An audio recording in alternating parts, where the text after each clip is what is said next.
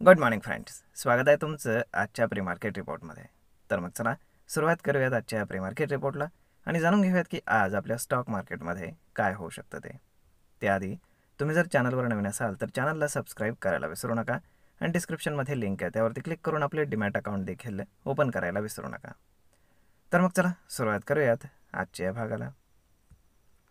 मित्रांनो, आपण जर काल US मार्केट पाहिलं तर US मार्केट बंद होतं, परंतु तिथे फ्युचर्स मात्र चालू होते. तर फ्युचर्स ऑलमोस्ट ग्रीनमध्ये आहेत.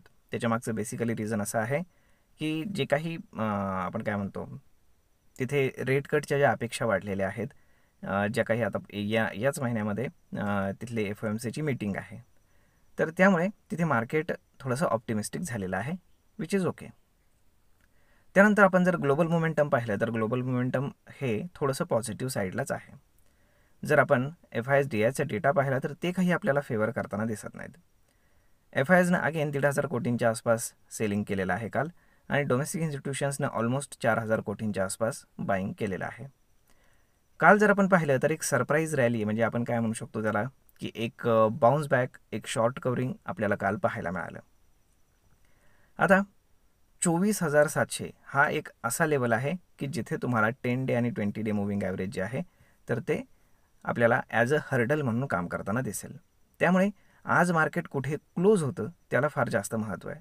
जर हायर साईडला जाऊन जर विग मार्केटनं बनवली वरच्या साईडला तर मग मात्र थोडंसं कॉशियसनेस वाढेल. त्याच्यामागचं बेसिकली रिझन असं आहे कारण सगळेच म्हणत आहेत की मार्केट आता चांगलं होईल, व्यवस्थित होईल, वॉट एव्हर. परंतु बेसिकली प्रॉब्लेम काय आहे, दोन गोष्टींमध्ये प्रॉब्लेम आहे. जरी मार्केट वर जात असलं तरी बॉन्डच्या ज्या प्राइसेस आहेत आपल्याकडल्या, म्हणजे इंडियन बॉन्डच्या स्पेशली, तर त्या कमी होताना दिसत नाहीत. त्यांचं अपोजिट कोरिलेशन असतं. आणि दुसरी गोष्ट म्हणजे आपला USD INR म्हणजेच आपला इंडियन रुपी हा ऑल टाईम लोवरती आहे. ओके, कालच तो माझ्या मते 88 रुपये 30 पैसे वगैरे काहीतरी क्रॉस करून गेलेला आहे. मग आता तुम्ही विचार करा की इंडियन रुपी ऑल टाईम लोवरती आहे. हां, त्याला RBI डायल्यूट होऊ देते. त्याचं बेसिकली रिझन सगळ्यांनाच माहीत असतं की जे एक्सपोर्ट्स आहेत तर ते USनं त्याच्यावरती टॅरिफ लावल्यामुळे ते इझीनेस येण्यासाठी, ते एक्सपोर्टर्सला थोडंसं एक्सपोजर देण्यासाठी ते थोडेसे आपण काय म्हणू शकतो एक हेल्प करतायत, म्हणजे रुपी डायल्यूट होऊन. परंतु जे इम्पोर्ट आपलं आहे तर इम्पोर्ट बिल वाढतं आहे. ओके, म्हणजे इम्पोर्ट करणाऱ्या कंपन्यांसाठी ही गोष्ट निगेटिव्ह आहे आणि जे एक्सपोर्ट करणाऱ्या कंपन्या आहेत त्यांच्यासाठी पॉझिटिव्ह आहे. परंतु यामुळे काय होतं आहे, FIS आपल्या मार्केटमध्ये इंटरेस्ट घेत नाही आहेत कारण आपला रुपी सातत्यानं डिप्रिशिएट होत जातं. रुपी ॲटलिस्ट स्टेबल झाला पाहिजे. ओके, म्हणजे या सगळ्या गोष्टी पाहता ही जी येणारी रॅली आहे तर याच्यामध्ये फार जास्त आपण काय म्हणतो की बुलिशनेस म्हणा किंवा मग फार जास्त विश्वास वाटत नाही. ओके, आता हे स्टेटमेंट जरी थोडंसं कॉन्ट्रास्ट असलं तरी हे योग्य आहे. आता जर आपण बाकीच्या गोष्टी पाहिल्या तर काल मग आपण जर मार्केटमध्ये पाहिलं तर लार्ज कॅपमध्ये फार जास्त रॅली झाली नाही, परंतु मिड कॅप आणि स्मॉल कॅपमध्ये मात्र चांगल्यापैकी बाउन्स बॅक आपल्याला पाहायला मिळालं.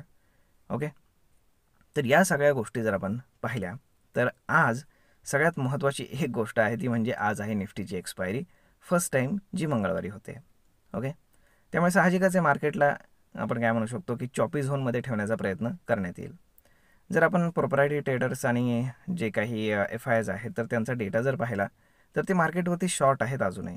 म्हणजेच काय की जर मार्केट आज खाली गेलं तर त्यांना जास्त फायदा होईल आणि रिटेल ट्रेडर्स जे आहेत तर ते मार्केटवरती बुलिश आहेत. म्हणजे मार्केट जर इथनं वरती गेलं आणि एक प्रकारचं शॉर्ट कवरिंग आलं तर FIS आणि प्रोप्रायटरी ट्रेडर्सला लॉस होईल आणि जे रिटेल ट्रेडर्स आहेत तर त्यांना फायदा होईल. मग आता हे कशा पद्धतीनं प्ले आउट होतं आहे हे पाहणं फार जास्त गरजेचं आहे. त्यामुळे जरी वाटत असलं GST काउन्सिलची मीटिंग आहे आणि त्यामध्ये सगळं काही व्यवस्थित होईल, तरीसुद्धा अजून काय काय अनाऊन्समेंट येतील आणि कुठले गुड्स कुठे जातील हे मात्र सांगता येत नाही. त्यामुळे GSTचे जे रिफॉर्म्स आहेत तर त्याचं रिफ्लेक्शन स्पेशली बॉन्ड मार्केटमध्ये आपल्याला दिसलं पाहिजे सगळ्यात आधी. जे दिसतं म्हणजे आपल्याला दिसत नाही आहे, म्हणजेच काय काहीतरी इनसाईड इन्फॉर्मेशन आहे. ओके, जे फार मोठे लोक आहेत त्यांच्याकडे, की जसं आपण म्हणतोय की फार मोठे रिफॉर्म्स होतील तर तसं एकंदर आपल्याला बॉन्ड मार्केटमध्ये पाहिल्यावरती बिलकुल वाटत नाही. ओके, त्यामुळे कॉशियस होण्याची गरज आहे. कदाचित फार मोठा ट्रॅप होऊ शकतो. ओके, आणि गव्हर्नमेंटला अजून काही मेजर्स घेणं फार गरजेचं पडू शकतं. मे बी जसं की ST तिकीट असेल, त्यानंतर अजून काही गोष्टी मध्ये जे टॅक्सेस आहेत तर त्याच्यामध्ये काहीतरी कट करावं लागेल, व्हॉटएव्हर अजून बऱ्याचशा गोष्टी मे बी असू शकतात. म्हणजेच काय की त्यासाठी मार्केटनं आपण काय म्हणतो की गव्हर्नमेंटचं एक्सपेक्टेशन असं आहे की जे रिफॉर्म्स आपण करतोय त्यामुळे मार्केट शूटअप होईल. परंतु जर तसं झालं नाही आणि मार्केट जर डाऊन साईडलाच जाऊ लागलं, ओके, तर मग मात्र गव्हर्नमेंटला मेजर रिफॉर्म्स हे करावेच लागतील, हे लक्षात घ्या.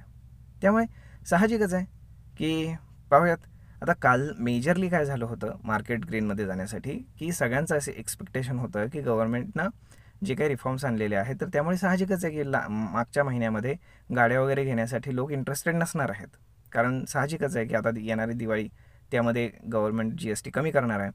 मग याचा सगळ्या सर्वसामान्य लोकांना फायदाच होणार आहे आणि गाड्यांच्या किमती एक 5-10% आसपास कमी होतील. ओके, परंतु त्यामध्ये झालं काय की एक्सपेक्टेशन खराब आकडे येण्याचं होतं परंतु एक्सपेक्टेशनपेक्षा चांगले आकडे आले. ओके, म्हणजेच काय की त्यामुळे आपल्याला काल ऑटो स्टॉक्समध्ये एक चांगल्या पद्धतीची रॅली पाहायला मिळाली. परंतु आज मार्केटला ते किती सपोर्ट करतील किंवा आज दुसरं कुठलं सेक्टर समोर येतं आहे का ते पाहणं फार जास्त गरजेचं आहे. तर खूप सगळं काही व्यवस्थित व्हावं. परंतु सध्या तरी 24,000 हे लेवल फार महत्त्वाचे आहे ज्याच्याकडे सगळ्यांचं लक्ष लागलेलं आहे. पाहूयात काय होतं ते. तर मग मित्रांनो, आजचा हा व्हिडिओ, ही माहिती तुम्हाला कशी वाटली हे तुम्ही आम्हाला कमेंट करून नक्कीच सांगा. आणि जर आवडली असेल तर आपल्या जवळच्या मित्रमंडळींसोबत देखील हा व्हिडिओ तुम्ही शेअर करायला विसरू नका. धन्यवाद.